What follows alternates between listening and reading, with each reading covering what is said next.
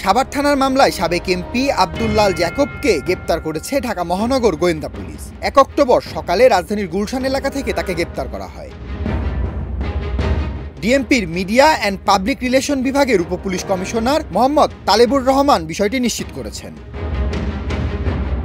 তিনি জানান, সাভার থানার মামলায় সাবেক এমপি আব্দুল্লাল জ্যাকবকে গুলশান থেকে গ্রেপ্তার করেছে ডিবি। এই বিষয়ে পরবর্তী আইনগত ব্যবস্থা প্রক্রিয়াধীন। জ্যাকব ২০১৪ সালে ভোলা ৪ আসন থেকে দ্বিতীয়বারের মতো সংসদ সদস্য নির্বাচিত হন। ওই বছরই তিনি প্রাণী সম্পদ ও পরিবেশ ও বন মন্ত্রণালয়ের উপমন্ত্রী হিসেবে দায়িত্বপ্রাপ্ত হন। তিনি নবম জাতীয় সংসদেরও সদস্য ছিলেন। তখন তিনি প্রাণী সম্পদ মন্ত্রণালয় এবং বিদ্যুৎ, জ্বালানি, খনিজ সম্পদ মন্ত্রণালয় সম্পর্কিত সংসদীয় স্থায়ী কমিটির সদস্য হিসেবে দায়িত্ব পালন করেন। ২০১৮ সালে একাদশ জাতীয় সংসদ নির্বাচনে পুনরায় নির্বাচিত হন আব্দুল্লাহ আল ইসলাম জ্যাকব। দেশ রূপান্তর নিউজ ডেস্ক।